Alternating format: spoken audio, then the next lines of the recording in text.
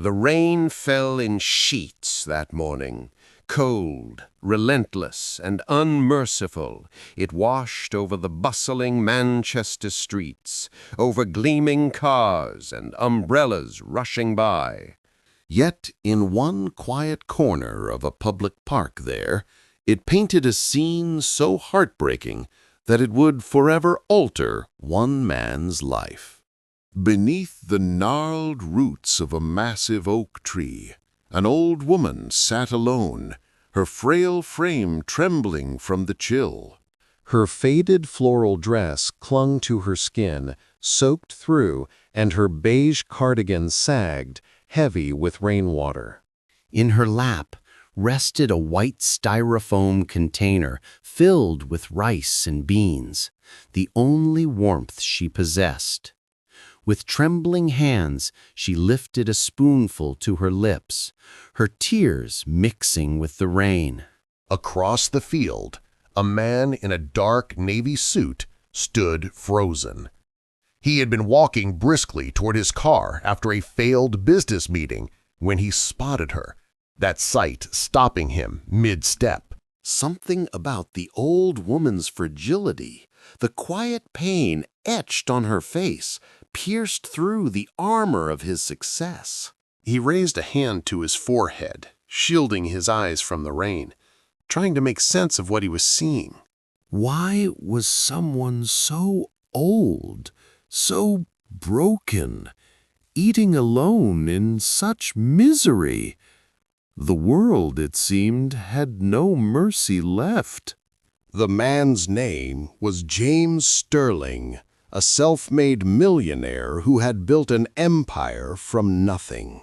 From street vendor to CEO, his journey had been ruthless. A climb paved with sleepless nights and sacrifices that had hardened him into the very thing he once despised, cold, proud, and unreachable.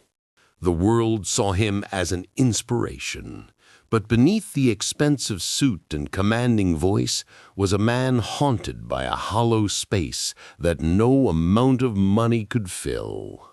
He rarely visited his hometown of York anymore.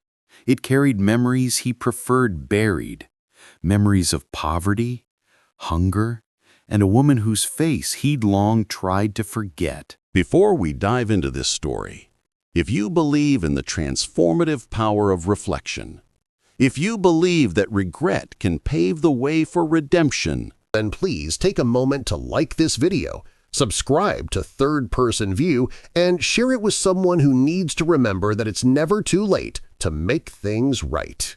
Your support helps us spread stories that inspire the world. But fate, as it often does, has a cruel sense of timing. As James stared through the curtain of rain, that face began to look achingly familiar.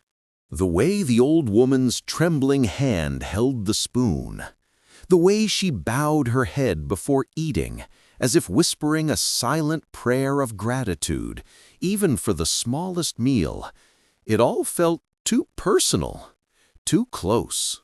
His breath caught. He took a step forward, then another, his expensive shoes sinking into the mud. The closer he came, the louder the rain seemed to fall, as though the heavens themselves were trying to drown out his disbelief. When he was finally close enough to see her face clearly, his heart clenched so violently he thought it might stop. The wrinkles, the silver hair, the weary eyes, they were older, sadder, but unmistakable. It was Olivia, his mother, the woman he hadn't seen in over 20 years. For a moment, the world spun. He stumbled back, his throat tightened as flashes of his childhood struck him like lightning. Her gentle voice telling him bedtime stories, her hands mending his torn shoes, her laughter echoing through their small home, even when they had nothing. And then, just as vivid, the memory of that one fateful night, the fight, the words he could never take back.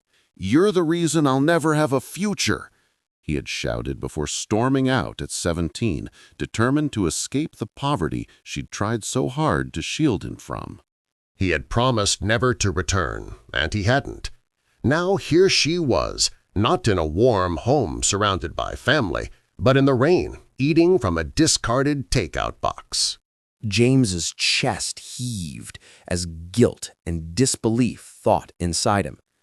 He dropped to his knees before her, uncaring of the mud soaking through his suit. His voice trembled, though no sound came out at first. Olivia looked up, startled. Her eyes, cloudy yet sharp enough, recognized the shape of his face. She froze, her spoon halfway to her mouth. For a second, it was as if time stopped. The rain softened into a background whisper. He wanted to speak, to say, "Mom, I'm sorry," to ask why. But no words came, only tears. The man who had faced boardrooms of power and conquered everything the world had thrown at him now wept like a child, his face buried in his hands. Olivia reached out a trembling hand and placed it on his shoulder, her touch gentle despite her frailty.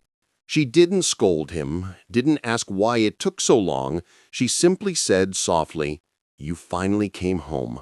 James helped her to her feet, his hands shaking as he took off his jacket and draped it over her shoulders. He guided her to his car, shielding her from the rain, as if making up for every year he hadn't been there to protect her.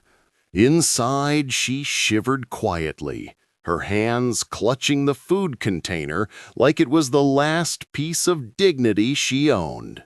He wanted to ask how she had ended up like this, but part of him already knew. She had probably spent her life working menial jobs, too proud to seek help, too forgiving to hate the son who had abandoned her. The drive back to Seattle was silent, except for the rhythmic hum of rain against glass. Every red light, every turn brought back another memory of her sacrifices. He remembered her skipping meals so he could eat, selling her wedding ring to buy him textbooks, and working long hours as a cleaner just to keep their tiny home standing. Every memory stabbed deeper until he could barely breathe. He took her to his penthouse, a world of marble, gold, and glass. But none of it mattered. She sat there quietly, her wet clothes leaving small puddles on the polished floor, and he realized how meaningless all his success was without her presence. That night, he made her a promise, not the kind that fades with emotion, but one carved in the soul. He would give her comfort, care, and love for however many days remained. And more importantly, he would live differently, with humility, compassion, and gratitude. The next morning, sunlight broke through the clouds. Olivia awoke in a soft bed, wrapped in warm blankets, and for the first time in years, she smiled. James stood by the window, watching her, his eyes red but peaceful. He knew he could never undo the past, but he could rewrite the ending. He would dedicate his life to helping others like her, mothers forgotten, hearts broken, lives lost to time. As the weeks turned to months, James's world transformed. He sold part of his company to fund shelters for the elderly, naming the first one Olivia's Haven. There, every person who walked through the doors was greeted with warmth, food, and dignity, things his mother had once gone without. The press called him a changed man, but James didn't do it for headlines. He did it for the sound of his mother's laughter, filling his home once again. One evening, as they sat together watching the sunset from his garden, Olivia placed her hand over his. "You've done well, my son," she whispered. Tears welled in his eyes as he whispered back, "No, Mom, you did." The rain that once witnessed their pain now seemed to fall only to cleanse their hearts.